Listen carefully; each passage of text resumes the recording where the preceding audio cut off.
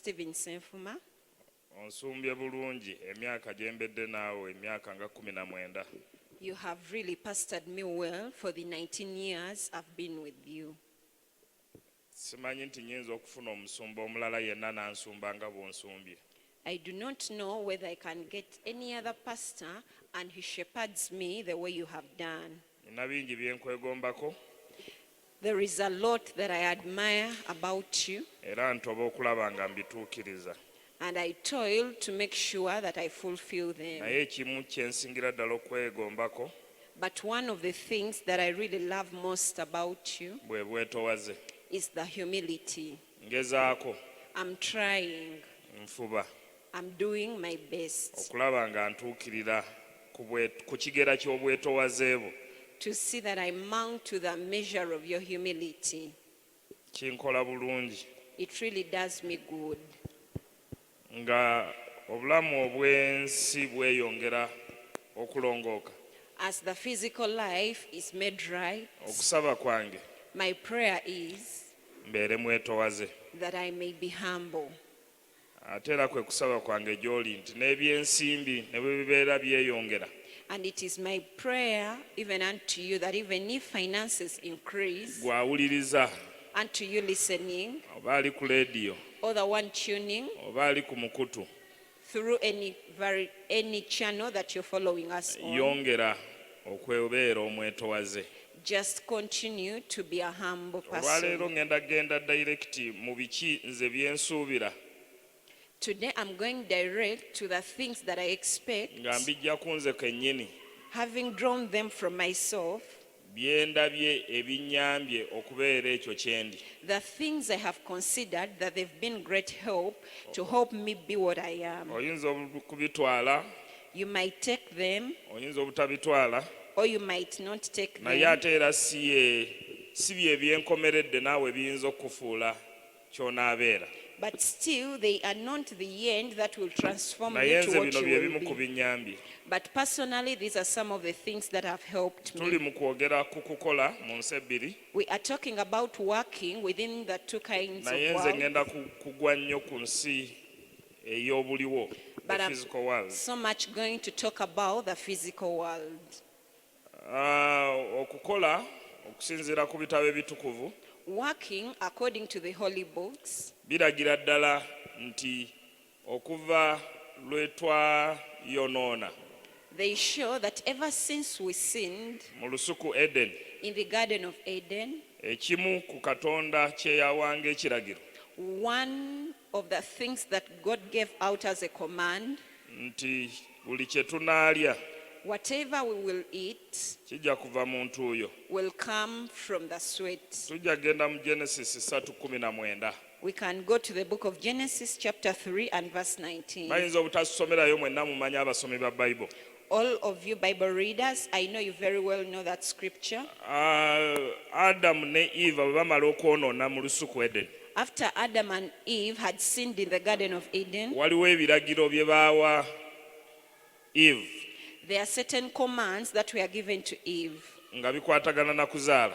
concerning giving birth. Naye ate ffe abasajja But unto us the men, balina ebiragiro era bye baatuwa. still their commands were given. Naye ekimu ku kiragiro kye baatuwa But one of the commands we were given, nti buli kye tunaalya that whatsoever we will eat kijja kuva mu ntuuyo. will come out of sweat. Olw'okubeera twali twonoonye, The fact that we had sinned, buli kye tunaalya whatever we shall eat kijja kuva mu ntuuyo. will come from the sweat. Omuntu bw'obeera awo ng'otudde, In case you're just there nga bwe seated, mutudde awo mu butebe, just as you're seated today, n'otuuya there na sit, butuuyanyi, and you merely sweat, nga ne faanizi oluusi kweziri. yet even the fans are on, Either obeera mulwadde you're either sick oba wabeerawo ekizibu ekiri ku mubiri gwo. or there is a certain problem with Naye your body. bw'obeerako n'ebintu by'okola, But if you have certain works that you do, otuuyana. you really sweat. In other words, Katonda kye yali amugamba In other words, what God was telling nti buli him, kimu ky'onaabeera ng'ofuna naddala ekyokulya, that everything you will get as oba food ekijja okubeezaawo or which will sustain you kijja kuvanga mu ntuuyo. will come out of your sweat. Ekyo kyokka ekyo ntuuyo Only that word sweat, kitegeeza kukola n'amaanyi. it means working hard. Bw'oba tosobodde kukola n'amaanyi, If you can't work with your bw'oba strength, tosobodde kukola n'amaanyi go gonna, if you can't work with all your strength n'otuuyana, to an extent of sweating, era ekyokulya oba tojja kifuna. that means you won't find something to eat. Kati wano wekikubira ffe abamu So oluusi this abanafuwa is where at times the weak people we are stricken. noga nze ate ono mukama wange ankozesa nnyo nkola kino nenkola kiri aba yakakuyita wano n'akuyita wali aba kwegamba ne weesanga nti olaba nti otuuyana nnyo. You give yourself excuses, my boss every now and then, do this, do that. Naye You nga realize jjukira that you bagambye sweat nti a lot. ekyokulya But remember, we are told what to eat kijja kuva mu ntuuyo. will come from the sweat. Ekisinga okuneewuunyisa What amazes me most kiri mu Yokaana is found in the book of John 5:17. 5, chapter 5 and verse Yesu 17. Kristo yennyini agamba Jesus Christ himself nti says, taata akola my Father works. akola He's at work. till now Paka kati. ate era nange nkola. Even I am working. Bw'aba Katonda ye ali mu bulamu obuli spiritual If God, who lives in the spiritual world, alaga nti akola, shows that he's working, ate ne Yesu Kristo yennyini n'agamba nange nkola, even Jesus Christ himself also confesses that I too am working. naye gwe n'ogamba nze bannaaye ebyokukola byantama.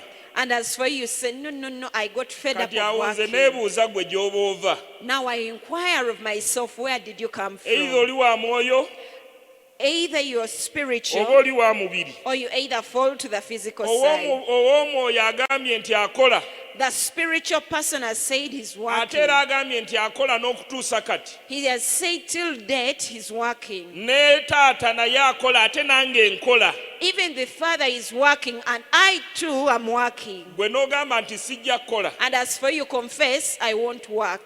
Nze sijja kukola. No, I won't work. Nze nja kutuula butuuzi. I will merely sit. N'obeera very comfortable. 5:17 ndowooza John 5:17. It is in the book of John chapter 5 and verse Naye 17. gwe n'ogamba nti But as for you, you choose to say n'ogamba nti no. nze ebyokukola bintawaanya. I'm really challenged with working matters. Tewali muntu ajja kubeera bulungi There is no one who will be well mu off bulamu bwaffe buno obwa bulijjo in this our normal life mpozi ng'okola nnyo. apart from being Bwe hardworking. tunaagenda ku bunafu When we get to the weakness bit emabega eri, or the laziness side, we're back. omuntu omunafu A lazy person, tulabira ddala nti n'abantu abamuliko bamukyawa, we see that even people around him hate him. n'abantu abamusemberedde Even the people that have drawn closer to him, nabo bamukyawa olw'obunafu. they hate him because of being Naye ne lazy. tulaba nti ate omuntu akola But we consider one who works, afuna n'emikwano mingi, he even attains many friends, emikwano mingi ate egy'omugaso. many important friends. Omuntu omunafu akozesebwa ng'omuddu,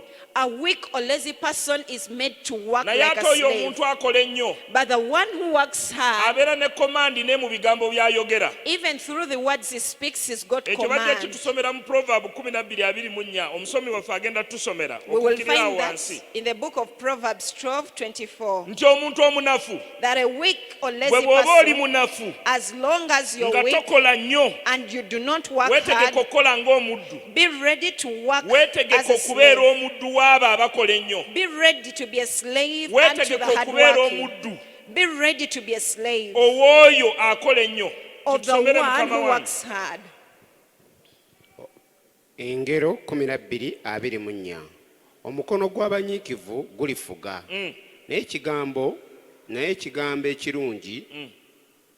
Naye ekigambo ekirungi kigusanyusa.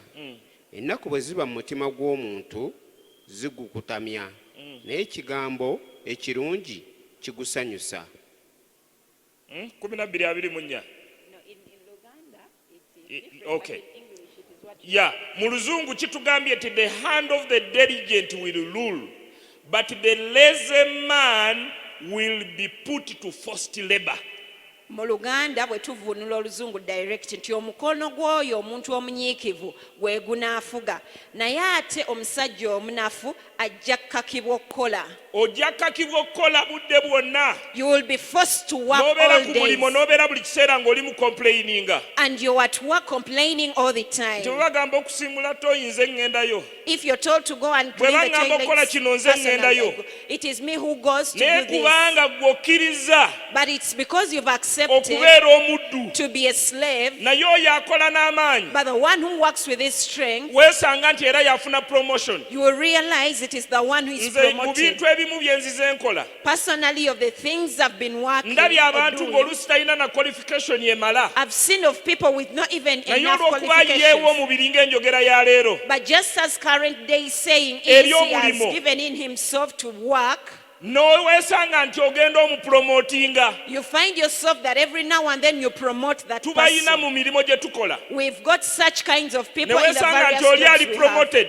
You realize one is promoted not because ali overqualified oba ali qualified for that job not because he's over or he's qualified for that job, naye olw'omubiri gw'ayiyeewo but because of the diligence and commitment he has surrendered n'omanya in. nti ono nteekwa muwa kino And you know, I must give this to this era ne person. weesanga nti yakola orders And you realize it's the one in for orders. nze omu omuntu gwe ndispectinga mu bulamu muno akoze nnyo Personally, one person I so much respect who has worked hard, nkugambye yakoma mu pifo I've told you he ended in at ye primary muntu gwe 4. nsinga okuwa ekitiibwa era gwe mmanyi nti akola obulamu bwe bwonna Is the man I respect most, and I know with all his life he's a Talina na hard-working bitabo. man. Yet he has no any qualification. era bwe yali ampita mu bizinesi And when he was calling me to business, yasooka n'ambuuza he first asked me, obedde mu kampala "You've been in Kampala, nze simanyiimu nnyo but personally I don't know much about ate it. nammwe era abali wano mutambulamu And even you who are here, you really move bwe around ndagaayo within the city. ekizimbe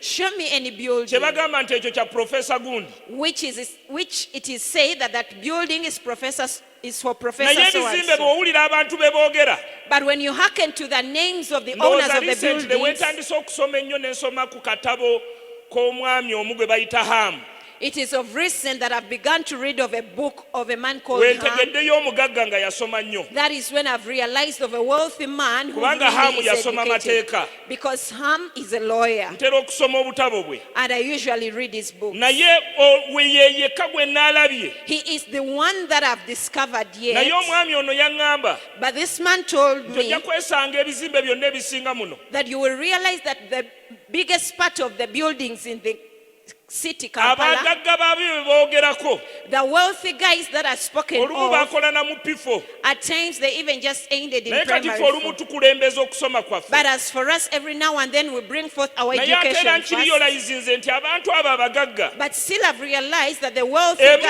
guys, nnono yaabwe according to one of their kumpiti principles, beebaka almost they don't sleep. tulina agaboziboozi ge tugenda tunyumya eyo We've got kinds of ne conversations we tugamba usually ng'oyo have, yatta omwana we and we say so and so killed his era son, omwana we yamuzuukusa and it is his son who wakes him up. tasobola kufuna tulo He cannot get sleep. tasobola kwebaka He cannot sleep ng'omwana we amugamba kubanga wanzita because the son is telling him, because you killed me, genda okole so you go and ago work. gaboziboozi Those are mere conversations. toli muntu asobola kwebaka There is no one who can sleep ng'alina bizinesi eri ebweru ya kawumbi when he has got a business of billions. tosobola kufuna na tulo You really can't find sleep nga waliwo ebintu ebijja when there are certain things that are to be. ekyo nkirozezzaako I've tasted of ekiro that. kiramba n'okimala ng'otunula Throughout the entire night, you oli spend it mukuyiiya ngeri awake, ki sente zino devising means of how you will use this gy'osobola money, ozikozesaamu how you will use oba this gy'osobola money, ozitambuzaamu or how you will be in kati tuddeeyo position ne to make this money. twegumyagumya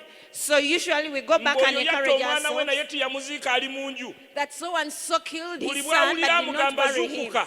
Every other time he hearkens to the Ogende voice of okole. his son, telling him, wake up and naye go and work. abagagga abo boolaba But those wealthy abamu men, ssaawa 10 babeera mu kibuga some of them by 4 a.m. they're already in the ate city. nga baavuddemu 7 And yet they left at 1. naye ne bavaamu ssaawa 11 ate ne bagenda ne bakola They leave very late, but early morning they're already basinga there. okukola They work nze omu ku most. bantu be neesimisa Personally, one of the people I admire neebuuza most, lwaki akola and I really inquire why naye does he work. omusajja akola But this man n'ava works, ku makya n'omusanga n'ava wano From early morning when you find him from N'omusanga here, n'adda ku guno. you will find him to another thing. Nga yazuukuse kumpi saawa 10. Yet he woke up at around 4 a.m., but every time he's going to another Naye kind alina of ssente work. mpitirivu. Yet he's got a lot of money. Naye enkola gy'akolamu But the way he does his things, bw'ogikompeyalinga naffe abatalina when you compare with us who don't ogamba have, Mukama Katonda wange. you really wonder, oh God. Kati gwe ne weesanga nga weebaka na saawa emu omanyi nze njagala kulya bukyali neebake kalamba. Personally, you will discover that you go to sleep by 7 p.m., you go throughout the entire night Enkya nga sleeping. weebuuza ekyokulya. And then the next day you inquire of what to eat. Weewuunyisa nti obumu ku budde bwo bwakozesebwa. It is amazing that some of your time, you Ffenna an tulina essaawa employee, 12 ez'okukola. we all have 12 hours of Naye working. weesanga nti abagagga bo abamu balina essaawa 1000. But you realize some of the wealthy men have got Bwe much ziba time. essaawa 12 ez'okukola If there are 12 hours of working, ng'akozesa abakozi abasukka 500, and yet they have more than 500 ekitegeeza mba employees, nkubyeko essaawa 12 gwe ezizo implying I've robbed of you the 12 hours okolere you nze have, agaggawadde. so that you work for me, the wealthy guy. Byonna byonna tibyenkanankana. So all is not equal. Bwe essaawa zo z'owaayo n'ez'okomitinga ku mulimu gw'omuntu ono, Your time you commit in yourself to Ezo work to the sawa job of zigatte this kw'oli. person, just add it to the other one. kubanga ye gwakolera essaawa 12 Because you work for 12 oba naye hours, n'akolera essaawa 12 and he also works for naye 12 hours, n'agattako n'essaawa ez'abakozi abalala. but he adds on even the 12 hours of the other Nazo ziba employees. zize. All that is his time. Ng'azikuwanyisizaamu ssente z'akuwadde. Yet he has just exchanged Buli with lw'oba the salary n'omukozi you get. gw'okozesa Every other time you have an manya employee, nti you are robbing time off that person to your time. manya nti omubbako obudde bwe obweddize. Kati abantu abasinga abagagga Now most of the wealthy bo balina men, obudde bungi tikikulimbanga mbu naye akolera 12 nange nkolera 12 ye lwaki mugagga. never be lied that he works for 12 Naye hours, I ate work for ng'okola 12. wuwe. But they have much more time, Ekyo yet you work kimanye for bumanya him. nti n'obudde bwo buwe Just get to know that even your time belongs osobola to him. okuvaawo nga takukkiriza. Can you leave his workplace when he has not allowed Ekitegeeza you? obudde bwo buwe. Implying your time was sold off to Kati bo him. balina obudde bungi Implying they have much time, obusukka ne ku bubwo. more than the time you have. Nga twagala okukendeeza ku wideness of our time. Bwe tuba twagala okukendeeza ku bungi bw'obudde bwe tuyina, I mean okugaziya ku budde bwe tulina. if we want to increase the time we've got, Oyina okubeera ng'oyina b'okozesa. you must have employees. Ng'okozesa bameka. How many employees do you have? Nze nkugambye nti ng'oggyeko emirimu gye bakola abaana ewaka okufumba. I've told you, apart from the domestic work Balina my children do okumakinga sure at nti home, balina emirimu emirala n'obudde ku bwabwe obudde bwabwe bwe mbajjako. they must make sure that from their own time there are certain works they do. Abantu bameka ewaka abakwetoolodde. How many people are surrounding you at B'oliisa home? buli lunaku. Those that you feed Naye nga daily. tosobola kubajjamu yadde 10. Yet you can't draw even 100 Kati shillings kino from them. kindeeta ku principle endala. This brings me to another principle. Principle bantu ki abakwetoolodde ewaka? Which kind of people are surrounding you at Abantu home? abakwetoolodde baditamininga kinene nnyo ku bugagga bwo. The people around you determine a lot concerning your Either wealth. mukyala wo, Either your wife, oba omwami wo, or your husband, oba abaana bo. or your children. Baditamininga kinene nnyo. They determine a lot, Oba mikwano gyo, or your friends, oba b'okola nabo ku mulimu. or those that your Tayipu ya workmates. mukyala wo ki gw'olina? Which kind of wife do you have? Y'ayagala mubeere mu buliri mpaka ku makya, mpaka saawa 4. Does she love for you to spend all time in the Yatasobola bed kukugamba nti otulo tubi. without telling you that sleep is bad? Tayipu y'abaana ki b'olina? And which kind or type of Be baana children do you have? b'olagirira nti tukole kino ne bakifolowinga ne bakikola. Are they the kids that you tell, let's do this, and they really move on to doing Wano it? recently wano nga we navudde wano eggulo wabaddewo omukyala ampa testimony. Yesterday when I left here, there is a certain lady who testified N'agamba to nali me. nyina omwana. And she told me Unfortunately omwana ndowooza yafa kubanga yaddaga nali. she used the word I had. It means Naye this child had ng'omwana passed ono on. agenda n'akugamba nti mami But this child would tell you, Mom, gwe kasita ompa kino n'ekino as long as you give me this and that, ebisigadde bindekere. leave all the rest for me. Omwana n'agenda ku ssomero banaboozaako obusabbuuni ne basuula wali. Now this child went to school for these Ye nga students who just bw'akozesa. wash and leave the soap there, so he would join up all N'agamba those omwana pieces ava of ku soap. ssomero ng'alina obutundutundu bw'obusabbuuni He bwe would- basudde ba abaana b'abagagga naffe nga bwe tukozesa. He would say the child would come from school having N'agamba nti gathered the ayinza pieces of okungamba soap mami gwe wano and we use them at tofaayo. home. He would only tell me, do not mind, kino Mom. tukole bwe tuti. Let us do this like that. Yangambye mbu baali bagenda okuziika. She told me that while they were going to bury, N'ategeera nti bagenda wala. and he understood they were going Bwe far, motoka tiyasiba.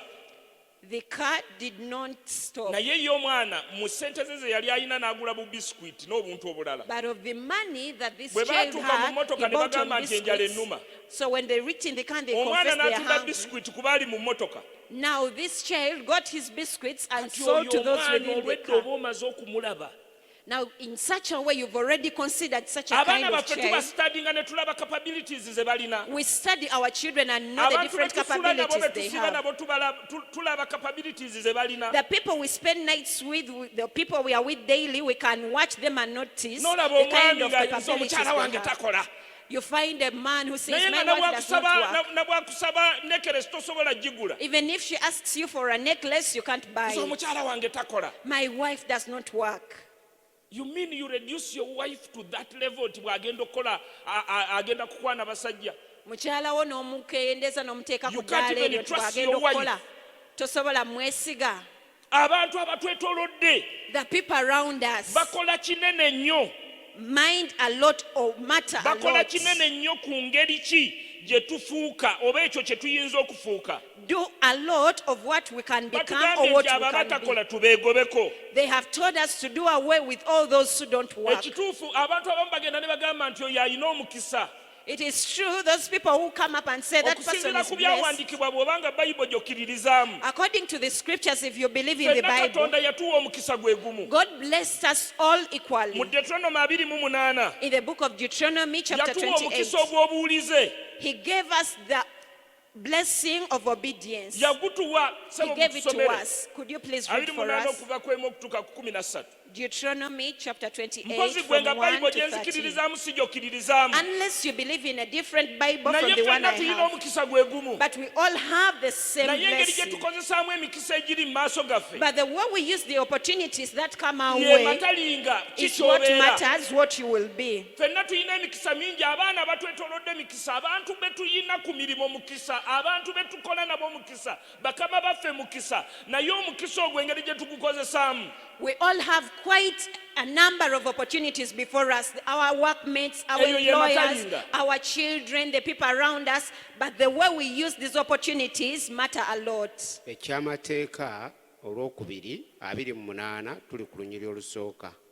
Bayibuli egambye awo olunaatuukanga bw'onoonyiikiranga okuwulira eddoboozi lya Mukama Katonda wo okukwata ebiragiro bye byonna bye nkulagira leero okubikolanga, Mukama Katonda wo anaakugulumizanga okusinga amawanga gonna agali Biriko ku nsi. obukwakulizo okutuukiriza ebiragiro byonna byakulagira. Olunyiri olwokubiri n'emikisa gino gyonna ginaakujjiranga N'emikisa gino gyonna wansi ginaakujjiranga ginaakutuukangako bw'onoowuliranga eddoboozi lya Mukama Katonda wo. Onoobanga n'omukisa mu kibuga era onoobanga n'omukisa mu kyalo. Ekibala ky'omubiri gwo kinaabanga n'omukisa. ekibala ky'omubiri gwo ye mwana wo, naye anaabeeranga n'omukisa, nakyo akirumbye. Alumbye gwe mu kibuga ne mu kyalo, naye n'ekibala ky'omubiri gwo ye mwana wo. Even the fruit of your womb is your child, so he says he will be blessed. N'ekibala ky'ettaka lyo n'ekibala ky'ekisibo kyo. Ekibala ky'ettaka lyo byebyo ebintu by'osize ebivaamu ssente. The crops of your land are the things you've sowed in where you will Wawe get money. osize ensigo zo z'osize nazo zinaabeeranga n'omukisa. The seeds you've sown, they will also be blessed. Ezzadde ly'ente ezo n'abaana b'embuzi bo. N'amagana go nagagalumbye. Even your livestock, he has reached there. Ekibbo kyo kinaabanga n'omukisa n'olutiba lwo lw'ogoyeramu. Onoobanga n'omukisa bw'onooyingiranga era onoobanga n'omukisa bw'onoofulumanga. Mukama anaakukubiranga mu maaso go abalabe bo abakugolokokerako banaafulumanga okukutabaala mu kkubo limu ne baddukiranga mu maaso go mu makubo 7. Mukama anaalagiranga omukisa okuba ku ggwe mu mawanika go ne mu byonna by'oteekako omukono gwo, era anaakuweeranga omukisa mu nsi Mukama Katonda wo gy'akuwa. Mukama anaakunywezanga okuba eggwanga ettukuvu eri ye nga bwe yakulayirira bw'onookwatanga ebiragiro bya Mukama Katonda wo n'otambuliranga mu makubo ge. Nobwokomaawo. agambye mu mawanika go gonna n'agawaki He has said he will bless all your barns. Kituufu ffenna okusinziira ku kyawandiikibwa okyo tuyimirira mu mukisa gwe gumu. It is true concerning this scripture, we all Naye stand in the kiriko same akakwakulizo blessing. bw'onaatuukiriza ebiragiro bye. But the condition is, as long as you follow his Ebiragiro bye commands. ffenna tubimanyi. We all know his commands. Bw'onaatuukiriza ebiragiro bye. When you fulfill and follow his Agambye commands, nti abaana bo he has said that your eyo children, gy'otadde ensigo zo, where you have placed your seeds, amawanika go your sitowayo, barns or your stores, byonna byonna anaabiwanga omukisa. he will bless all. Katonda okusinziira mu kyawandiikibwa ekyo bwe tukiyimiriramu So as long as we stand in this scripture, kitulaga nti ffenna tulina omukisa. it shows us that we Ate are all tulina omukisa blessed gwe gumu. and we have an equal Naye blessing. obukwakulizo obukirimu But the conditions attached to it, tubukutte. have we taken hold of them? Katonda atuwadde omukisa. God has blessed Gwe us. ng'ojja ogamba baaba oyo gwe yawa oyo. And you say, no, he will Ffenna bless that atuwadde one. omukisa gwe gumu. He has blessed us all Naye engeri gye equally. tukozesaamu omukisa guno But the way we use this opportunity oluusi of ate ye blessing yawuka. is what differs. Emikisa buli kintu ekikwetoolodde mukisa. Everything around you is an opportunity. N'amusumba wo yennyini mukisa. Even your pastor is a blessing. N'abaana bo bennyini mukisa. Even your children are blessing. N'abantu b'okola nabo mukisa. Your workmates are a blessing. N'abantu abakusingako mukisa. And the people even above Naye you are a engeri blessing. gy'otaapingamu omukisa ogwo But the way you tap into ne that gudda ku blessing sayidi yo gy'oliko. and it turns to your side. Nabawulidde eggula babaddewo Yesterday I told nti you naleka omulimu ogw'essente. that I left or I quit from the job that used to give me much money. Omulimu ogw'essente nnyingiko. A job that would give me quite much money. Naye ne ndaba wano waliwo omukisa. But I saw that there was a certain blessing Nga here. mmaze okustadinga omuntu ono After having studied this ne person, mmanya nti waliwo omukisa. I got to know there is a blessing here. Fortunately bwe yavaayo leeta nga wayiseewo omwaka gumu. Unfortunately, after 1 year down the road, Fortunately. fortunately, yeah. Yes, oluvannyuma lw'omwaka gumu After 1 year down the ye road, yavaayo ye yennyini n'aŋŋamba himself came out and told wano me, wonna mbadde nkuwa test. I've been testing you throughout Abantu this abasinga entire. test tuzigudde. Many times, most of us, we failed Nvudde that ku mulimo gwa test. miliyoni emu n'emitwalo 7 I've left or resigned from the job of 1.7 nga million. yansikiriza okuvaayo. Yet it is him who told me to quit. Ampadde omulimu gwa mitwalo 3 And he has given me a job that paid naye ate 300,000. ng'omulimu gw'emitwalo 3 guli totally opposite ku mulimu gwe mbaddeko. And yet this job of 300,000 is very different from Eri the one of the banvuga buvuzi ne driver 1.7. mu Land Cruiser. The other one, I had a driver and I would be N'abakozi driven in abasukka mu a Land 15. Cruiser. I had around more than Kyayi 15 bamundeetera wali employees. ku ntebe. Every breakfast, I'm Ono just n'ajja n'aŋŋamba served ogenda with tea. kukuuma ku gate. Now this one comes and tells me you're going to be a gatekeeper. Tibikwatagana. They are known Ekyo kyetaaga alike. mwoyo. That necessitates the spirit. Kyetaaga obedience. It necessitates Era obedience.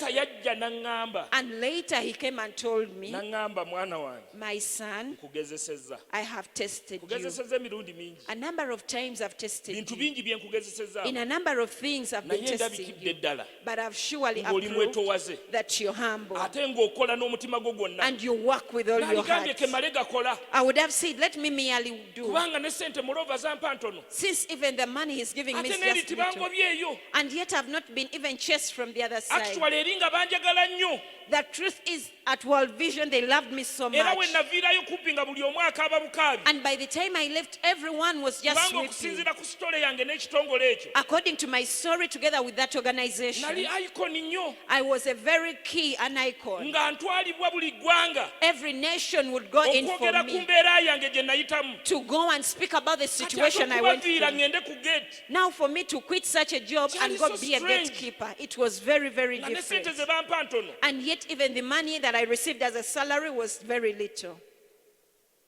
Kyatwala bwetowaze. It took humility. Kyatwala obwetowaze obw'owaggulu. It took great humility. Ebyo bye bimu ebintu bye tulina okukola. Those are some of the things we have to do. Nga twagala okugira abamu bagamba emirimu gyabula emirimu gyakola kinnababuulidde nti omulimu gwange ogusooka ogwasasula nakolera bwereere. Some confess I failed to find jobs to do. Kiri we But I baalaba nga told omulimu you ogukola perfectly. that the first job I did was Abakozi not abamu for nga bagamba payment. olye omwana ayera tooyi ng'osobola n'okuliirayo emmere. Until they all considered that surely my job was worked out perfectly and everyone would recommend me. then later ne bagamba tujja kusasula. And later they confessed, no, Kati we gwe will saawa pay you. zino gwe n'ebipapula byebyo by'olina ne kugaa nti ojja kujja kukola mu ttooyi. As for you currently, if I'm told to Oyinza come n'okungamba- along with your oyinza n'okungamba oli qualifications musiru. to work in the toilet, you Kwegamba can olabira even ddala call me a ng'amagezi fool. sirina. You can really consider me as a fool. Obwo bwe bwetwaze. Now that is humility. Era nsaba Mukama nnyambe. It is my prayer to Kubanga the ate nange Lord. nnyina beendaba abeetoowaze abasinga. There are people that I see who are really Ensonga lwaki humble. mbagambye omu ku bo ye musumba It wange. is the reason I've told you that one of them is my pastor. Ate era omu ku bo y'oyo gwe mukwano gwange oba menta wange. And still one of them is that my friend and my mentor. Nti ne ku kyalo bwe bamwogera erinnya abantu bayimirira balabe yaani. That even at our place when his name is mentioned, everyone would love to stand Naye and see ng'abadde who he mugagga is. okuva myaka 17 mpaka myaka 65. Yet right away from 17 years old to 65 years old, he's been very wealthy. Omusanga awantu w'otamusuubira. You can find him in a place you least expect. Ali mukola. But he's working. Ali mu kuteeka ssubi ku loole. He's trying to load the lorry with This the is a grass. very rich man. And yet he's a very rich man. N'owulira ng'oli humbled. And you feel you're humble. N'ojjula bimuggyako gwe obyetikke. You almost want to carry all that is Gwe doing to emirimu your gy'ogikola Lord. otya? As for you, how do you do Endala ku your nnono. works?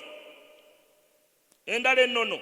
The other principle, Eyinza okutuyamba okugaggawala. which could help us to get wealthy, Kwe kukola emirimu emingi. is to have quite a number of Nze jobs. kiyise multi streams of work. Personally, I've called it multi streams of work. Okubeera nga waliwo streams ez'enjawulo ez'emirimu ezireeta ssente. Having a number of different streams The that bring in money. interlinking or multiple streams. The interlinking or multiple schemes. Buli emu ng'elinkinga mu eno.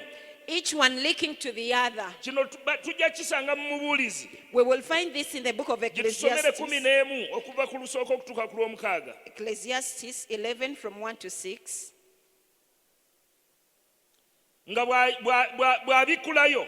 As is opening, Gw'okola emirimu emeka? as for you, how many jobs do you have? Nze mbabuulidde nkola emirimu mingi. Personally, I've told you I Ate have quite tewali a mulimu number gwe of siyinza jobs. kukola. And there is no thing or work I Ne cannot bwe do. nfuna omudaala gw'okusika empuuta oba emmamba. Even if I get a kiosk Nga nyina for just wenfunye. selling fish, I can do so. Era nsobola okugukola. I can go in for that. Ekyo nakiyiga. I learned that. Ekyo nakiyiga nti guno bwe gulemerera. That when this fails Guno out, gusobola okuyamba. this could help me Guno bwe out. gubeerako ne loosi. If this has gotten Guno a gubeerako loss, ne we gukutwala. this one will take me to Ebiseera another ebisinga level. tosobola kuwulira mu shock. Many times you cannot really get Mu lost out of byanfunayo. it, or you can't lose out Tosobola concerning your tosobola finances. kufunamu luyiira. You cannot really have that Mu shaking byanfunayo. within your Era abantu finances. bakuga, "Yee, n'okola kino n'okola kino n'okola kino n'okola." Obikola otya? But people wonder, you do this, Naye that, ojja and eno that. How n'oteeka do you do? eno. But you come and N'ojja invest eno in this, n'oteeka eno. and draw from here, N'ojja invest eno into that, n'oteeka eri. and you invest from Ne here to weesanga nti that. ebintu byonna byonna bikola. And you realize that everything is moving on. Tusomere Mukama wange. Mubuulizi 11 olunyiro olusooka suulanga emmere y'oku mazzi kubanga oligiraba ennaku nnyingi nga ziyiseewo owenga 7 omugabo weewaawo 8 kubanga tomanyi ekibi bwe kiriba ku nsi ebire bwe bijjula enkuba Titumanyi ebire biripresentinga seasons. The clouds represent the seasons. Nti titumanyi seasoni bw'enaaba. We don't know how this season Oyinza will be. okulowooza ogenda kufuna mu bijanjaalo. You could think that you'll get out of the Naye bins, ate ebijanjaalo enkuba n'etonnya byonna byonna ne biwiping out. and yet it showers and Oyinza all okulowooza your bins ogenda are kufuna to a mu loss. butungulu. You could think that you'll get profits from Obutungulu ne onions, bubunda. and they all rot. Oyinza okulowooza ogenda kufuna mu ngoye. You think you will benefit Engoye and profit from nezitasoboka clothes, ku mwaka ogwo. and that year it is a loss. Ffe abaali bayinvestinze mu masomero. Now, unto us who had invested in Singa schools, saawa zino twali tulowooza masomero gokka. if we were only thinking about schools, Twali badde ludda wa? where would we have been?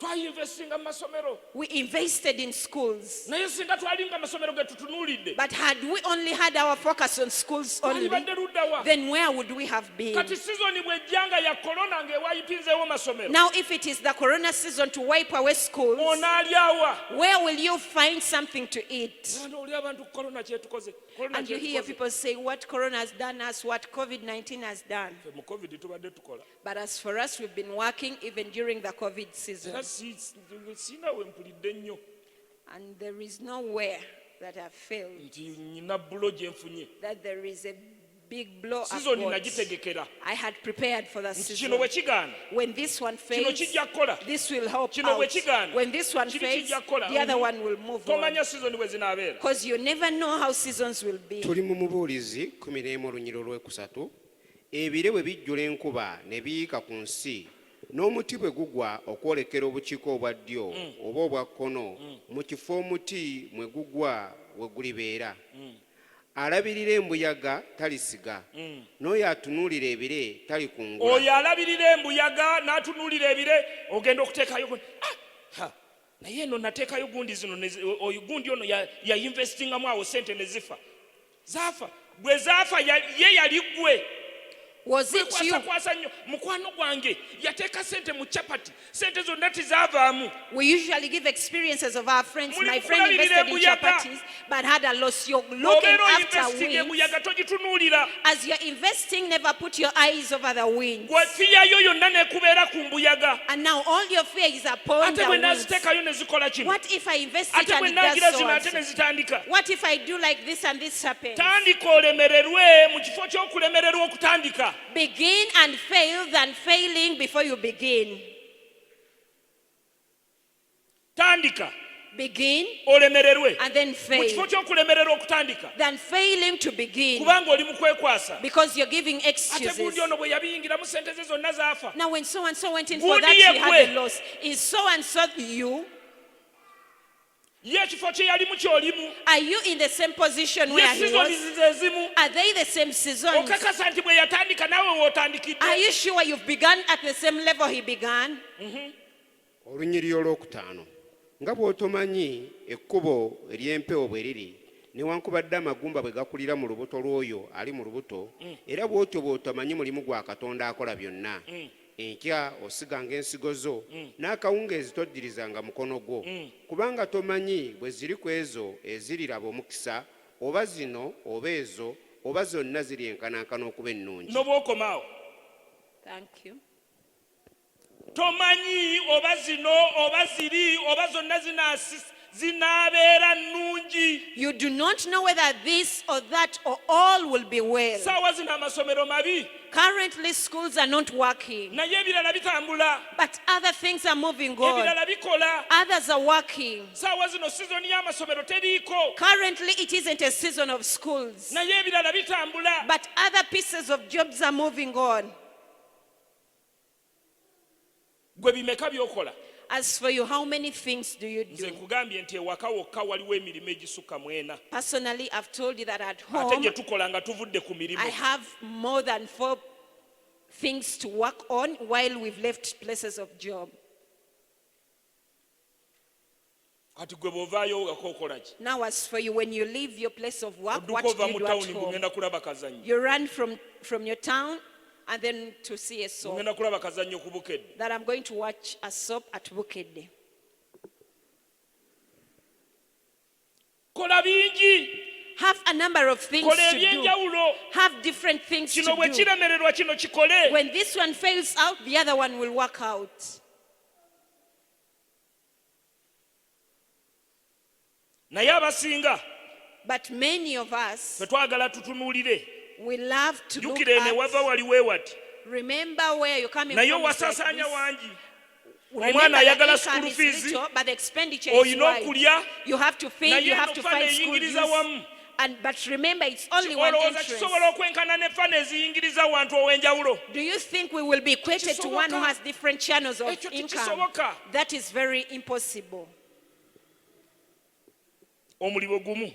One job, naye omwana kwalina okusomera. but it is where the Kwe mulina student should okulya. find fees. Kwolina You okuwaayo will ez'okuziika. feed, you will Kwolina construct okuwa mu kabiina the same k'olimu. amount you would Kwolina give okuwa ku in. gundi eno. You must do this. onaatuuka ddi okubeera ng'olina. How and when will you mount to the level of having? ekiddako The other thing, okutereka n'okuyinvestinga. to store and invest, save and invest. to save and invest. tusevinga tutya? How do we save and how do we save and how do we invest? invest? buli kintu kyonna Everything nga tetunnafuna before we get our mind endowooza yaffe ebeerenga nnyo let it so much be ku kusevinga n'okuinvestinga. on the policy of saving and investing. Laba n'amaanyi go gonna With all your strength, nti ebintu byonna by'okola make sure that of all things you kumpi do, ebitundu nga 75 almost nti 75% must be a saving. must be a saving. Gezaako ku minimizinga your expenditures Do your best to minimize the as much expenditure. as possible. Mu ngeri yonna esoboka. Yonna esoboka. Si gwe ogenda kumalayo bizibu bya famire. It isn't you who will do away with all the problems of the family. It isn't you who will do Ate away ne with bwe all wali the tonnafuna problems of mulimu ogwo the ekika clan. kyaliwo. Even before you got that job, Ekika those happened. kitandikidde ku ggwe. The clan did not start with Eno you. olyoka owulira omuntu mbu ate omwana wa baaba mbu ate omwana wa ssenga mbu ate omwana wa gundi, you know this, you know this. Ogenda okwesanga ng'omusaala gwonna ogumalidde. Ono oli ono. You realize from your salary you want to meet everyone's need, your uncle, sister, your daughter, this and that. Ekyo kye nasooka okuteeka wali. That is what I first Ne bwe put nali aside. siriiwo. Even when I was not Basenga baaliwo. present, my aunties were Ne bwe there. nali sinafuna mulimu. Even before I got the Bakojja job, baaliwo. my uncles were Kati mu there. kifo ky'okunzitira wano mu maanyi nga nkyalina amaanyi agasobola okukola. Now, instead of killing me from here with all my Ne strength batta to work, ekirooto kyange. and they kill off my dream, Kensooke nkole mbawe. let me first work, then Ate I'll nze give them. ekyannyamba. And what helped Ne me, basenga tebanyamba. that even my Kati aunties nkuwa didn't out help me of my out. will. Therefore, I give you out of my Tewali will. kojja yadde taata There is no uncle or ayinza dad okuvaayo who could come up n'akola testimony and testify nti nakuwa yadde 10,000 that I gave you even olw'okugula 1,000 ekitabo. to buy a Kati book. bw'ojja nnyina ne we nnyinza okukugambira. Therefore, in case you come to me, there Nti is luli a wali position I ludda wa? have to ask you where So were you relationship before. yange ebeera distant. Therefore, my relation is at a distance.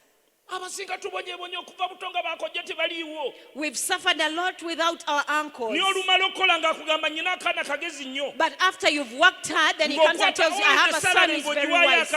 And then you get all the salary Kati you sente give zo into ze a wali change. investinze Now your money you would have invested, ng'oziweereddemu mwana. now you've just paid dues Abaatuuka for a mwesipiri child. ng'afuna olubuto. And then when she reaches senior 3, she conceives. Nga investment yo n'amaanyi go gonna ag'ekivubuka ogattidde awo. Whereby all your investment and all your strength from the youthful age Kati is all kensooke in nkole. vain. Now let me work first. Kensooke investinge. Let me invest first. Mujja kujja oluvannyuma. Then after you will come. Siyina na nsonyi mu ekyo. There is nothing that I have as shame in Ojja that. kujja oluvannyuma omwana wa kojja. You, the son of my Nga uncle, manyi will come tuzigenda later. kuggwawo kati. I know that all the problems won't cease now. Are we investing? To investing. Nze sente zange sibeera na sente za cash. Personally, I don't stay with Actually, cash. kati saawa zino siyinza nakugamba nti nyina sente ziri awo. Even currently, I can't tell you that I have any money. Nti weeziri awo zitudde. That it is there in the Sente bag. zange buli kiseera zibeera zikola ziva eno Every other zidde eno, time my zidde eno, money zidde is eno, working zidde eno. from here to there, from here to Sitereka that. sente. I do not keep money. Kizibu nnyo n'okunsanga ne It sente. is very hard to find me with money. Naye era ebiseera ebisinga bw'ongamba nga njagala ekintu kya sente. But still many times, if there is anything Ayinza I need of okugamba genda money, ku bakery bakuwe. I can tell you, go to the Oba ayinza bakery okugamba genda ku dduuka bakuwe. or go to the shop and Oba you ayinza will be okugamba given. genda wano bakuwe. Or go there and you will receive the Naye nti money. ziri awo ziterekeddwa. But to find me just keeping Ng'ebyokola money, tibiriiwo.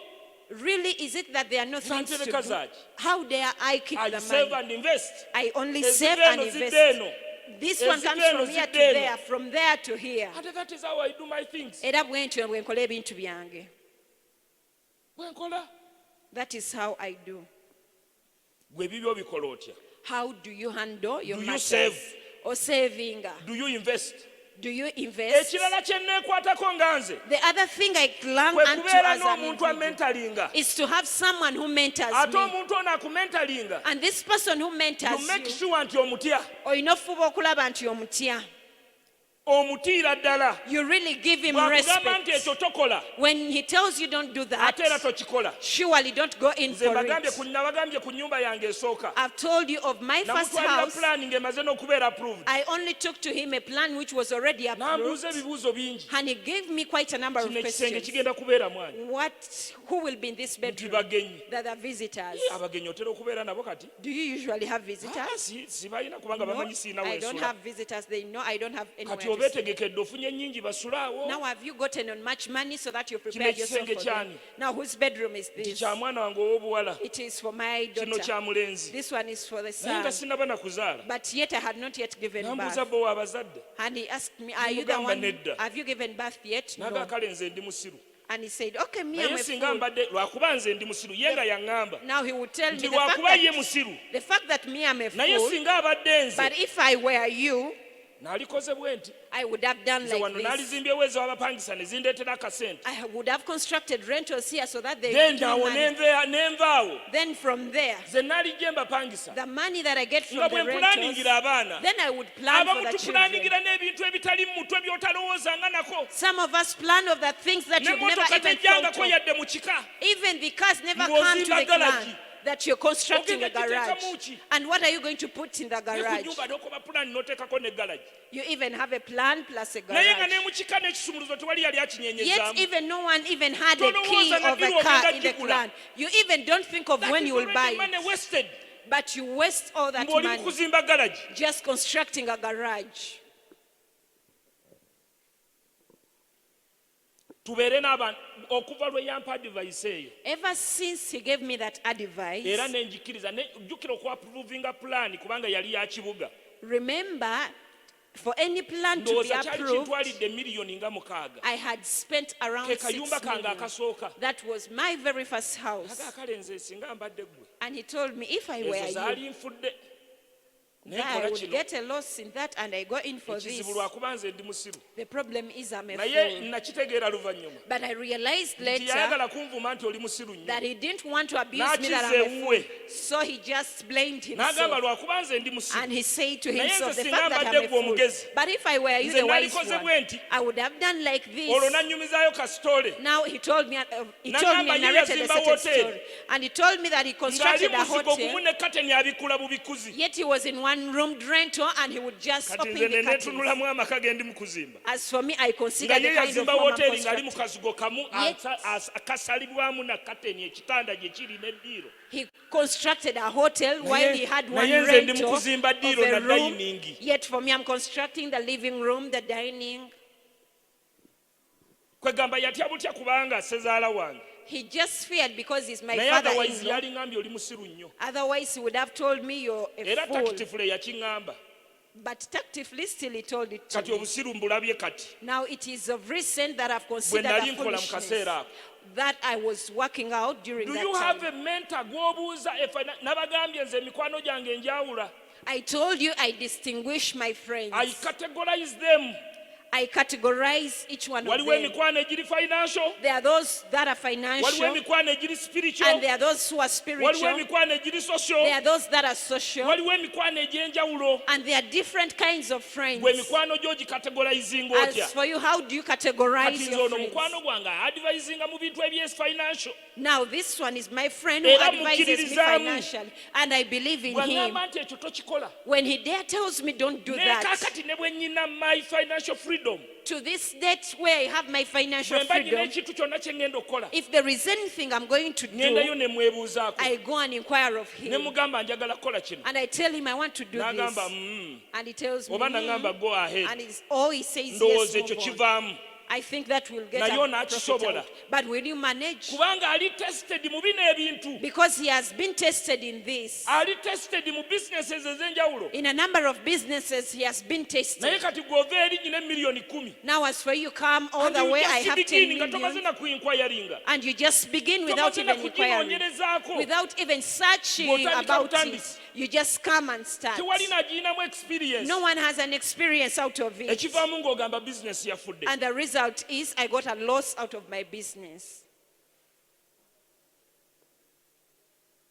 gwe ebintu by'obikola otya do you have a mentor olina omuntu gw'olabirako n'ogamba njagala mbeere ng'omuntu ono Do you have a mentor in your life that you look at and say, I want to be like this ono ye person? yanjigiriza okubeera nti siina mulimo gwe ntya He is the person who taught me not to despise or overlook in any the job. billions and the billions monies z'alina With all the kinds of money he's got. saawa zino atunda n'enku ku ssomero Currently, he sells bananas at school. Firewood. Firewood. currently even sells firewood at school. byonna n'amatooka agatundayo, Together, even the matoki, the bananas, he does enku ku so. ssomero, Firewood at school. ayoola ne toilets, He even comes and cleans the ayina toilets. n'obugaali obusomba amazzi mu tawuni emu. He even has bicycles that fetch water Namugamba within bannange, one kati city. akagaali kakuleetera mmeka? And I ask him, now, how much do you get from this Nagamba bicycle? 1,000 olunaku. And he tells me 1,000 daily. Olwo terigula ndagala. Doesn't it buy the banana leaves? Obugaali. Just Bwe nabagamba bicycles. gula akagaali akasomba amazzi. A bicycle to fetch water? Eyo humbleness ogiina. Do you have such kind of humility? Nabadde nsoma ku Segirinya gwe mwalonze. As I was reading about the Segilinya, the one you Yali elected, asomba mazzi he used to fetch water nga bwe yeeweerera. and pay for his school Bwe dues. yava mu mazzi And after fetching mu water, kuguraduatinga n'ayita ba Lukwago. then after, on his graduation, he called on the Olaba Lukwagos. linki y'abantu b'osembeza. Do you see the kind of link of the Lukwago people yali in drawing guest of honor clothes? ku graduation ye. Lukwago was his guest of honor at the Bw'abuuliza naye graduation bannange ceremony. mwe abakuba amasimu ku leediyo mugakubayo mutya. That is when he asked, how do you make it to give calls over the radio? N'atandika okugamba mbu ye waki w'ekyebando. And he Yali began yalina to bwe say, yeeyita something ow'ekyebando. someone from Chebando. Kati gwe mwalonze ng'emuppi. Now he's the one you chose as He the knew wa w'alina okulaga. Yamanya He was wajja very alina okulaga. strategic and fought for it. Yali ng'ali mu kifo ekituufu N'amanya ky'alimu era bantu n'akirwanirira. ky'abatuufu be ŋŋenda okwekukuutirizaako. And he got to know who were the right people that I would cling Okutuukiriza unto ekigendererwa to make sure that I fulfill my purpose. Yali talina mulimu. He didn't have a Yasomereyo job. Masaka ebyokusoma ne bigaana n'abivaamu n'alyoka ajja akima amazzi. He studied from Masaka, left Kati gwe school, he mweyagaliramu came, MP fetched waffe, water. MP waffe Lukwago. And now- Segirinya. We are all shouting, our Bw'omulabanga mu MP, Nakatemba. Segrinya, our MP. Naye obulamu bwe bugenda kusigala kye kimu. But will his life remain the same? Yazuula He discovered kiki ky'ayinza okukola what he can do ekisinga ku ekyo ky'alina. more than what he had. Gwe ekyo wakizudde. Have you discovered Era that bantu ki yet? b'ogenda okwekulukuunyaako okulaba nga osobola okubeera ky'oli. And who are the people you're going to cling unto nabe to make sure that you neekulukuunyaako. can be what you can be? Ate making sure nti be neekulukuunyaako bansinga. Personally, I have people that I clung unto and I made sure Mbeereko they are ne far bye better than mbayigirako. me so that I can learn something from them. Naye nange ntunda manda. But even I am Mukwano a gwange charcoal asinga atunda seller. nnyaanya.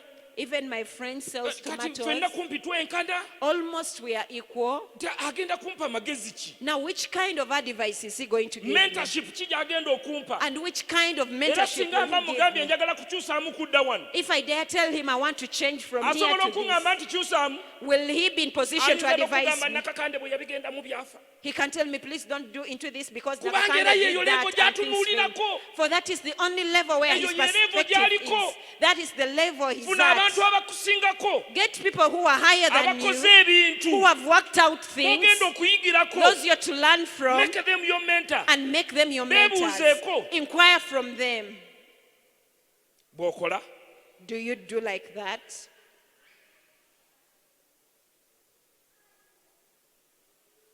Gwe ebyo by'okola. Are they the things you do?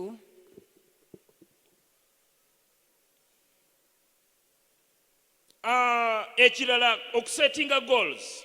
And the other thing is to set goals. Nze maze emyaka kati ŋŋenda mu 15. It is now mounting to 15 years We ntandikidde ddala okubeera nga goals nziwandiika n'oziwandiika. where I began to even note Naye down even my some goals. 5 years before these 15 years. But even before the 15 years, Nze the 5 nakolanga years were ekintu nga back, nyina ekigendererwa. whenever I would do anything, I had a purpose Ne or bwe a nabeerera goal. nga sirina kyakulya. Even when I had nothing to eat, Nga ŋŋenda ne ŋŋamba ŋŋenda kulima luno olubimbi. I would go and determine that I will dig Naye this piece lugenda of gula land, munnyu. but I will get money to buy Era ne manya salt. nti olubimbi lwe nkoze. And I would know that the garden I have dug is just to buy Ŋŋenda salt. kulima luno olubimbi. I will dig this piece of Lugenda kukola land mmere. and I'll get money for food. Mufollowinga ebigendererwa byammwe ne visions ne planning ne financial management kubanga bino byonna bigendera kumu. Do you follow your visions, Muyina your plans, ebigendererwa. your management?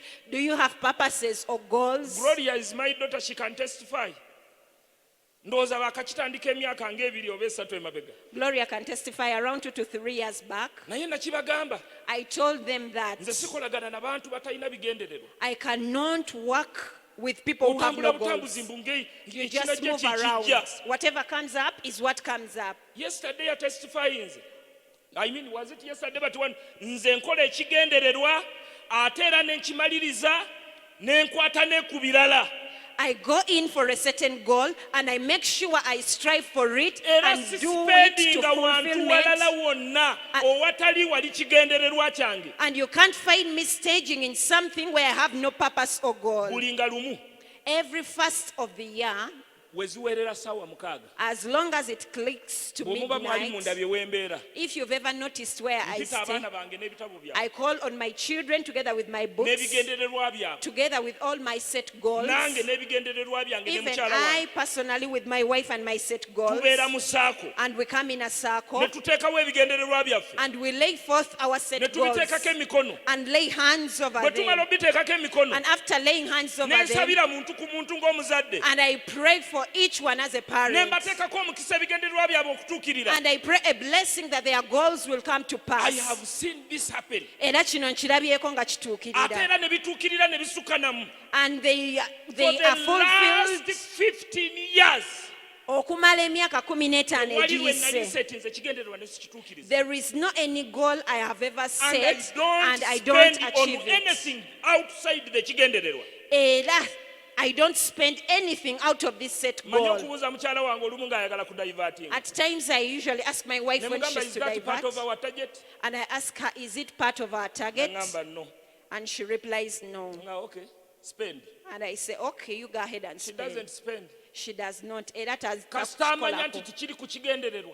As long as she gets to know it is not part of our target, Tabeera n'ebyo byakusabaasaba yonna ate njagala olugoye ate embaga ya gundi ate is the lugoye part of the kigendererwa? she's not that person who will ask for so and so's wedding or Eky'omwaka cloth guno. or this. I just ask, is it part of our target? Naye gwe But as for you, oba otambula mu tawuni whether you're going through the Ng'olengera city, kajiini. when you see a jean bannaye kanyiridde and you're like, that is good, kanyiridde that is very Ke nice, kagule. let me go and buy oba it. tonnagwayo Before you're done ng'olaba ekirala and you see something N'ekino else, kenkigule. let me go in for oba this. ng'osala ekkoona As you're passing a ludde given okulya corner, ku bunyoobwa omusajja ono nga yabusiise bulungi oh, this Nga man nako prepared kalya. it very well, and you also go in kati for aba muli it. mugamba ono omusajja mukoma ku ssente z'alina era tasobola kulyako kanyeebwa. Now some of you are wondering of the money this guy has. He even can't go in for Ekale bulye. groundnuts. Okay, you go and feast on Go peanuts. ahead and eat and buy randomly nga bw'oyagala window shopping. Abakyala tibategedde window shopping. You go and buy the way you want and go for window Abayitaayita shopping. oba ku blue room. As long as they are passing any Nga street, they alengera. hit the blue room and they see. N'ekyo nkyagala. I even need that. Nakyatayagala. I even need that. Osanga engatto 50 ziri mu gundi You will eno. find 50 pairs of shoes just what? being hit. For what? Mukyala wange yaŋŋamba waliwo engatto gye nayambala emyaka 3. My wife, way back 3 years, she told me Ate there nga is a certain shoe that I sigikyusizza. put on, having not changed it. Naŋŋamba baganda bange. And he told me, Nali ndi awo ng'agireese. as I was there, he told Ne me, mugamba nkyasobola okugyambala n'enfuluma ebweru. can I still put it on and I move Teriiko outside? kituli. Doesn't it have any hole? Nja kugyambala. I will put it on. Kyeyakola yagikweka bukwezi. So what she did, she just Ng'awulira hid that emutami. shoe because she was fed up with this Naye pair nnyina of shoes. ekigendererwa kyange ekinnuma si ngatto. But I had another target, At that which time, was it's not not the shoes. shoes. Shoes were not the issue at that Singato. minute. Not the shoes. Era ebiseera ebisinga yatera n'azigula oba oluusi amasuuti n'agagula. And many times it is hard to buy the Naye shoes nze or the nyinza okwambala suits. akasuuti kamu ne weewuunya. But personally, I could put on one suit and you get amazed Ne also. kasiiwuuka. And they even change their Sinnafuna. color, they fade, but I've not Sinnafuna yet kutuuka got. kukyusa masuuti. I've not nekyusa yet eno, nekyusa acquired eno. to a moment of changing suits every now and Ekyo si then. kye kimu ku binnuma. It is not one of the things that hurt Ekyo si me. kye kimu ku bigenda okunnemesa okubeerawo nga ndi mulamu. It is not one of the things that will hinder me to live. No. Tujja kutandikira awo enkya olwakadde Mukama bampeera omukisa. Because of time, tomorrow we will start from there. May God bless you. Mukoze bulungi nnyo, nsaba tumwongere engalo ez'amaanyi. Tweyanziza nnyo ddadde, weebale olw'obubaka bw'otuwadde, weebale kugabana. Nzikiriza nti tuyiga, si bwe kiri mikwano. Tufunye buyinza fyonna neetaaga bisaanyizo ki na ssente nga mmeka okutandika petrol station Fiona okuva e Dubai, thanks. Ekibuuzo ekyo nga tonnakiddamu. Waliwo abantu bangi ababadde bagoberera okuviira ddala ku Sande eri eyasooka, Sande ey'okubiri okutuuka leero aba online. Balina abasinga obungi ekibuuzo kyabwe kifaanagana, kigamba nti baagenda ebweru ku byeyo. Naye balina ensimbi ze bafuna nga bw'onoogamba akakadde kamu kituunu oba akakadde kamu ab'emitwalo 7 buli mwezi. Naye abamu kontrakiti zaabwe zigenda kuggwaako. Era nga basigazaayo emyezi nga 6 oba mwaka, naye nga bawulira ku ssente ze bafuna ng'oggyeko the expenditure, basobola okuseevingayo emitwalo 55. Kati beebuuze emitwalo ago 55 agaba gasobodde okuseevingibwa. Kiki kye bayinza ozikozesa in case when time comes they return to their homeland and they need to do something. Neyazanyo Gloria. Ndowooza abamu ku be nayogeddeko nabo jjo, bizinesi yonna yonna oli takugamba nga tandika bizinesi. Tandika eno. The business must come from you. That is when it will be successful. Ng'evudde mu bwongo obwo. Tewali bizinesi zonna zonna ze tutandise ng'oli yagambye kola eno. Ensonga lwaki abakugu n'abantu ababulijjo bakyogera bwe batyo, buli lwe batevudde mu ggwe tojja kufiiringa kitundutundu ku yo. Naye wano kibanga omwana gw'ozadde, mwali muwuliddeko kuzaala bizinesi. Ekigambo kuzaala bizinesi. Weewaawo. Omwana bw'oba ozaala waliwo by'oyitamu okulafuubana. Wabeerawo ebisa, wabeerawo ki, abamu babasala busazi, abamu babakola ki, ekyo kye bayita okuzaala bizinesi. Ebyo ebisa bwe budde bw'ogenda okutwala ng'onoonyereza ku bizinesi eno, bwe budde bw'ogenda okutwala ng'ogisoma, ogisitadinga, ogitegeera, okugitegeerera ddala okulooka okugikola. Era bonna abambuuza ekibuuzo ekyo njagala nkiddiremu wano. Sigenda kukugamba nti genda ogire engatto. Kubanga tewali bizinesi n'emu gye nali ntandise nga waliwo eyagiŋŋamba. Byonna byavanga mu kiva out of passion, nensanga nendaba nolaba akacupa k'amazzi naye gano amazzi bagakola batya sigata tibateekamu buteesi gundi eno. Bwe bamala okuteekamu kino ne bakola batya n'ogula obucupa. Bwe bamala obucupa n'okola otya. Awo ndi mu kuzaala. Ebyo n'ebibuuzo bye ndi mu kwebuuza mba ndi mu kuzaala. Kati nja kugamba tandika edduuka ly'engatto. Ng'ewuwo batundirawo nnyaanya ze zigenda. Nja kugamba tandika kino nga tokimanyiiko na lwaki bakigira, toyina na customer care mu kyo. Bizinesi eyo eyina kuva mu ggwe okusinziira ku by'oyiseemu. Abamu tukoze bizinesi because of what we went through. Amiina. Twakola essomero kubanga twalabanga abaana abatasoma. Twatandika ekitongole kubanga twayita mu bitongole. Kubanga mwayitako ne mu bulamu. Ne tuyitako ne mbulamu obwo, kati twagala tuyambe omwana. Kati bwe nakugamba ekyatandika ekitongole nga n'obulamu tobumanyo obw'omwana eyali abonaabonedde n'asula nga talya n'alya ensigo za ffene. Will you be in for it? Kati bwe ŋŋendayo n'omutima gwange gwonna nga mmanyi n'environment omwana ono gy'ayitamu. Nze lwe bajja okunkyalirako okugenda okutandika beekeri n'okunyumirwa beekeri, oli lwe yajja okunkyalirako ku ssomero nga ndi kusomerekako, yandeetera omugaati ogwali gufudde ku mmeeza ye. Ate nagulya kubanga gwaliko n'envi, naye nga kyekyo kye nsobola okulya. Olina ekintu ekikunsipayalinga muli ky'owulira ky'oyagala okukola. Nina reason lwaki nabagambye multi-linking project. Nja kugamba genda otandike petrol station. Naye nze ntandika petrol station kubanga nyina emmotoka ezisuka mu 2 ezijja okunywa ku mafuta ago. Nga ze zigenda okutandikirako okugula amafuta gano. Nja kugamba tandika business ya stationary oba tandika kyoko. Saawa zino tukola kyoko business. Tukola kyoko. Kubanga tulina amasomero ate n'edduuka lyaffe litunda bya stationary, Sango Stationers. Nagulanga nga tusuubula ennoni e China kumpi katoni ng'omutwalo mulamba imeya. nenga naye zino bye tusuubula nga tubijja China tetusobola kubyekolera wano. That is how I began that. Natandika business ya sabuni ngesomera okulisimula lyonna lyetaaga sabuni. By then nga bwe namanagingiranga ekizimbe kino kye mbagambye kye nakolanga ku gate nga tugula ebidomola bya sabuni.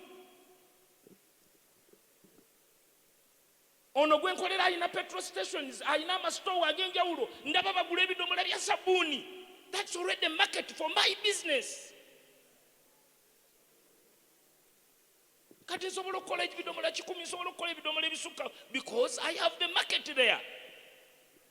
Amina. Kati gojja mukola sabuni omutandika omugira naye nga tolina katale kaayo kubanga owulidde nti negundi akola sabuni. Don't do because others are doing. Let the business come out of you. Tudiddwa mu mikwano. Omanyi omuntu omu abuuza kyokka nga akubuuliza. Ekirala kyagambye ku buli sente, nakugambye buli sente zonna zitandika okusinzira ku business kiri ogenda okukola, okusinzira ku gwe agenda ogikola, okusinzira ku kifo ky'ogenda ogikoleramu, n'okusinzira ku byetaagisa mu business eyo. Nze nkakasa nti ne bwe gubeera omutwalo gumu gutandika business. Kasita mind yebeera set to begin. Then owa petrol station, muganda wange petrol station ziri mu levels ez'enjawulo. N'akawumbi kakola. Ate ne million 10 zikola. As long as osobola okufuna akafa akali strategic, n'ogula pump emu, n'ogula tanka, then n'ogula n'accessories n'oziconnecting. Kati nze bwe nakugamba yange yatwala sente nnyingi nnyo. Ojja kutya ogambe nti sijja gisobola. Kati soko ojja osome business y'amafuta, olabe bu petrol station, olabe bu pumps, olabe obugaba paraffin, olabe obugaba diesel, olabe obugaba petrol, then ogambe nti okusinzira ku kifo wengendo okukateeka. Zino ze sente zeetaagisa.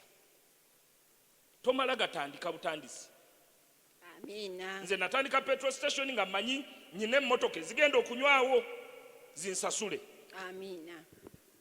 Kyekiri kye watugambye nti ojja muno n'oteeka muno. Nenteeka muno zino ate ne ziyingiza muno. Kati totandika butandisi nti anjagala kutandika petrol station because owulidde petrol station egenda kutandika. Bwe mbanga petrol station ngenda giteeka ku stage awo I require one pump. Ababodaboda nga manyi be bagenda okuginywa.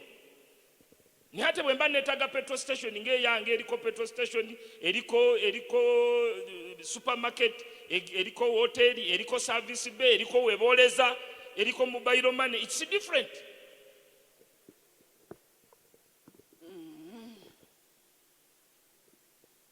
So sente zaawuka okusinziira ku kyoyagala okukola. Amina. Maureen, ekibuuzo ky'omusumba Yesu Kristo yeebazibwe. Mukama nsaba enamba yo eya WhatsApp please. Ekibuuzo ekyo era bangi nabo baakibuuzizza newankubadde tekyaze ku mukutu naye nnyinza okusaba tusooke tumaleko wiiki. Leero Lwakusatu, enkya Lwakuna, then Olwokutaano. Tusooke tufune obubaka bwonna kubanga n'ekitusabye ennamba kyandibanga ansa erimu ebyo byennyini ebigenda okwongerera okutuga. Actually kyensaba tusooke tumaleko. Tusooke tumaleko ne bengenda okusisinkana kubanga eggulo nadde njaga kusisinkana basatu I ended up okusisinkana 10. Kati n'abaagala okunsisinkana leeta ku church, nagambye ku church naye sooka omalirizeeyo kubanga ate ebibuuzo ebimu byombuuza biri mu byengenda okusomesa. Eyo point tugifunye. So tusooke tumalirizeeyo then later tulyoke tudde. Mpozi ng'oli wano ku church oba ng'obuulizizza wano. Okay. What advice, Zarango Florence, what advice do you give to a person who has a piece of land and the neighbor is asking him to buy his land also, but the money I have is what I want to develop the land I bought? Should I add it? Nze ekizibu kye nnyina situunda kyenfunye.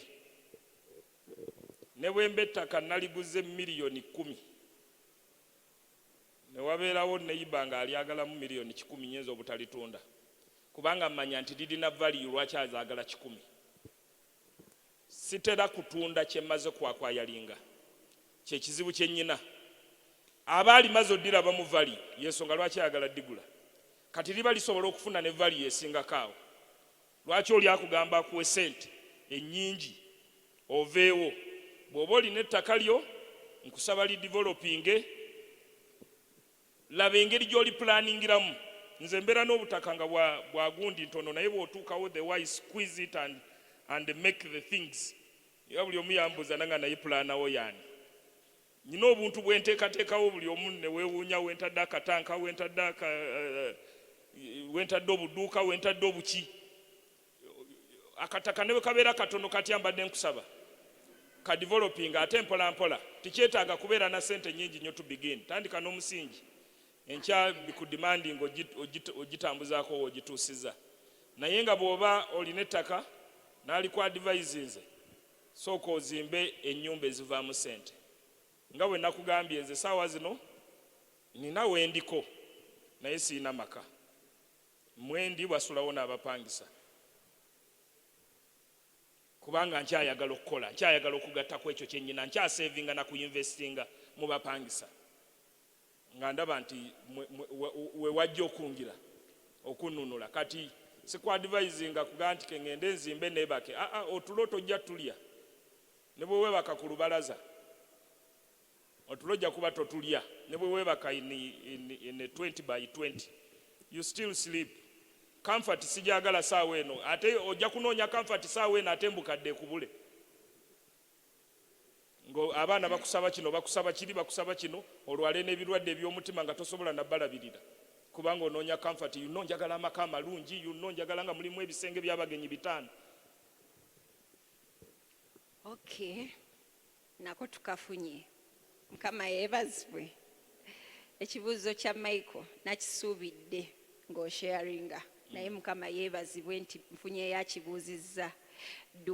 Do I have to be stingy first in order to prosper? Extremely stingy. Gattako no gattako extremely stingy.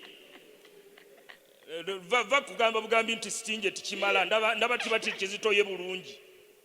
Just be extremely stingy. Tomalaga, that is it. Simalaga dashinga sente wezitagenda kuzaalira. Katono nnyo stingy kyo kyeki. Kubanga oli akozesezza stingy. Naye ffe abatategeera stingy tusaba otunnyonnyole. Beera mukodo nnyo bw'oba oyagala okufuna. Wawe weetaagisa okuwa. Nze ndi mukodo nnyo naye ku kyaki mpaayo. Mpa ekimu eky'ekkumi, mpa ekiweebwayo, mpa buli kimu ebyetaagisa okuwambibwa. Naye ng'ate oli mukodo. Naye ate nga ndi mukodo. Okodo walirawa? Kumalaga gawa sente ez'ekyeyonoonere. Ngenda okuinvestinga owantu, ngenda okuteekamu sente mba mmanyi. Mba maze okwetooloola. Okay. Nga ntegeeza nti sente zange tizigenda kufa. Obudde bwe butabeera ku lwaffe nga bulijjo, naye Mukama mulungi. N'akatono ke tuyinza okuba nga twakafuna ate nga nze ndaba tufunye kumpi buli kye twetaaga. Sofa mu nnaku zino newankubadde era nga tuyina okufunira ddala ettu lyonna. Naye era ne wano we tuli nzikiriza kasita tugolokoka tetusobola kusigala kye kimu. Mukama yeebazibwe. Kati tugenda kusembayo noono ku mukutu. Okujjako simanyi mu kibiina salabyeyo mukono gwo. Jackson olina omukono gwo walabyeyo? Sibanga omuntu na missing opportunity. Okay. Google eri gwe basongako. Nja kusaba sebojje gwe weka okuva mu kibiina. Then naali ku mukutu ye katumwanukule Olivia Paul Navarro. I have experience in cooking and baking all snacks. What are the needs that I need and how much millions do I need to start a cafeteria? Ekyo kye kibuuzo kye nsinga okwagala okubira ddala. Cafeteria bw'oba oyagala gitandikako, wali ogenzeko mu cafeteria n'obuuza. Era omanyi biki ebitandika cafeteria. Omanyi biki ebigitandika, oba ovaayo buvi n'ogamba mmanyi okufumba njagala kutandika cafeteria. Twagenda okutandika bakery kyatutwalira omwaka mulamba okuginoonyerezaako. Amafuta gantwalidde emyaka 5 nga nganoonyerezaako ne wennyina okugasuubula. Kati gwe oyagala gitandika nkya.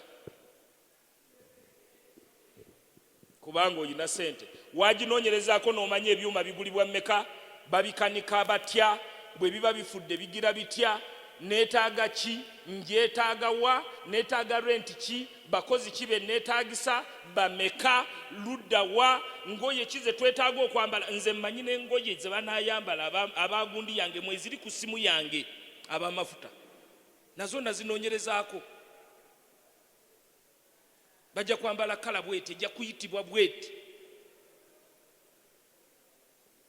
Gwe wali okinoonyerezaako?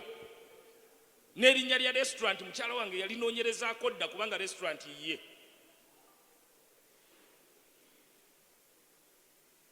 Gwe wali onoonyerezaako oba oyagala kutandika butandisi nga tonnatandika kintu kyonna. Sooka that is what we call planning. Kinoonyerezeeko. Twala akaseera kiwa akadde, go there, go for it. Kinoonyereza ogambe kati kenjagala kafaanana bwe kati. Nyina pulaani y'ennyumba oba ey'ekintu kyenjagala okuzimba mu myaka 10 from now. Ate era nga nkyakinoonyerezaako nti kano njagala kakyukemu kabeere bwe kati. Gwe ng'onaakola ekintu osooka kinoonyerezaako. Sooka onoonyereze ku kintu ky'ogenda okukola. Y'ensonga lwaki abantu bafiirwa ssente zaabwe, they just bump into businesses. They just bump into things. N'avaayo ng'akaaba naye bw'omubuuza kino wakikola bwoti, kino wakigira ni ate sikimanyi. Wali okinoonyerezaako kifuna kitya? Ffe bwe twali twagala okugira bakery twetooloola, ne twetooloola bakery zonna, ne twetooloola bakery zonna. We eventually okufuna formula twali tulina okufunayo omuntu omu akola mu bakery ne tumuwa ssente nnyingi nnyo. Naye bwe twalaba ate nga tutuuse ku equilibrium ate naye ne tumugoba. Yali azze ku traininga. Bwe twali tutandika essomero obutebe twabukolera ku Gukiina. Saawa zino tubwekolera. Twajjayo obutebe ebyo ne tutwala omwana waffe owa welding workshop. Ekyuma kye kiyinza okuweta. Kati we buli ku ssomero babukola, obwa secondary tubukoledde ku ssomero. Naye nga buli almost half the price gye twabugira wano ku Gukiina nga tubutwala ekyotera. Nga singa tubwekoledde. But we did research. Ne tunoonyereza tukatinga tutya cost. Okay, tweyanziza. Manyi nti tukyayagala okwongera okuwulira okuyiga naye tuyiga. Ssebo nsaba otuwa ekibuuzo ky'omu bwangu, obudde tebuli ku luuyi lwaffe. Mukama yeebazibwe. Amen. Neyanza olw'akaseera kano muweereza wa Mukama katutaleddewo. Buli kintu kyonna kijja olw'ensonga. Tekijja kuba kibuuzo, naye Musumba abadde ayogera ku okola bizinesi evudde ku ntobe y'omutima gwo. Mpulidde ddala nga balatu bizinesi zigenze kubanga tukoze balaba kubanga bakola. Nali ne ssente zange nenzija nga ekirowoozo waliwo akadde akabadde kakuba munda mu nze nga njagala okuteekayo edduuka lya Serious. Naye bwe natuuka omukyala omu nampabya n'aŋŋamba, Alfred, mu mobile money mulimu ssente. Nenkwata ssente zange nenteeka mu mobile money, yali awo ku lwe kawaala awo. Ssente zonna zaafa. Neejusa kubanga nava ku ekyo kye nali nakyo kye nali mpulira mu mutima gwange. Singa nali ŋŋenze n'ekyo kye nali mpulira mu mutima gwange okumala akabanga, bizinesi eyo suubira teyandivuddewo. Kati kyekyo Musumba bw'ayogeddeko bw'atyo neŋŋamba for sure. Nempula nga I feel convicted. I wish I knew to go by that sound that was inside of me. Mukama akumpeera omukisa Musumba. Amen. Tweyanziza nnyo, weebale kuyiga. Nsaba tusiime omubuulizi waffe owa wiiki.